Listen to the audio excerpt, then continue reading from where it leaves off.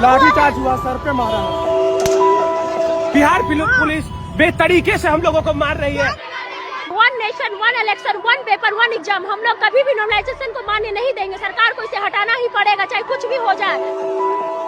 किसी के पास tough paper गया, किसी के पास इजी गया, तो आप उसका IQ लेवल कभी सही से नहीं निकाल सकते। एक पेपर एक शिफ्ट में एग्जाम हो, पिछली बार की तरह जैसा हमेशा से एग्जाम होते रहा है, इस बार भी वैसे ही पेपर ले।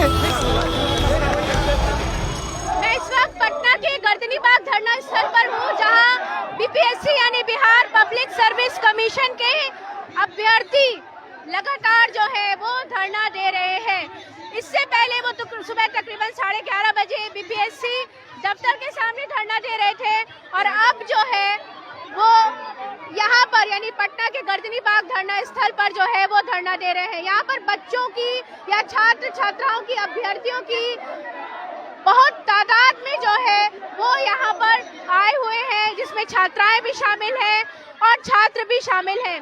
छात्रों की डिमांड है कि नॉर्मलाइजेशन नहीं होना चाहिए, एक एग्जाम होना चाहिए, एक पेपर होना चाहिए और एक शिफ्ट में होना चाहिए। हम लोगों के साथ बहुत बड़ा गुमराह किया जा रहा है नॉर्मलाइजेशन के नाम पर। 1 नेशन 1 इलेक्शन 1 पेपर 1 एग्जाम, हम लोग कभी भी नॉर्मलाइजेशन को मान्य नहीं देंगे। सरकार को इसे हटाना ही पड़ेगा, चाहे कुछ भी हो जाए। सरकार हम लोगों के साथ भविष्य के साथ बहुत बड़ा खेल कर रही है।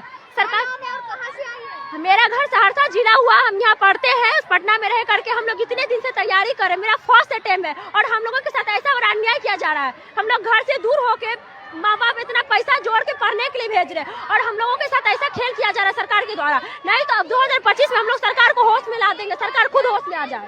नॉर्मलाइजेशन का क्या मतलब समझे हम? असमानता, क्योंकि आपको भी पता है, हमको भी पता है, अगर ये 3 पेपर है, किसी के पास टफ पेपर गया, किसी के पास इजी गया, तो आप उसका IQ लेवल कभी सही से नहीं निकाल सकते। वो आगे चल के कैसा अधिकारी बनेगा ये आप सही से डिफाइन नहीं कर सकते। बता दें कि 13 दिसंबर को प्रीलिम्स होना है, और इस प्रीलिम्स में 150 नंबर के सवाल पूछे जाएंगे। प्रीलिम्स में जैसा कि छात्रों का दावा है कि BPSC नॉर्मलाइजेशन लागू करना चाहती है, जिसका विरोध जो है वो ये छात्राएं कर रही है। क्या विरोध है? नॉर्मलाइजेशन नहीं चाहते हैं हम लोग। क्यों नॉर्मलाइजेशन क्यों नहीं चाहिए? क्या? क्योंकि सभी को दिक्कत हो जाएगी ना।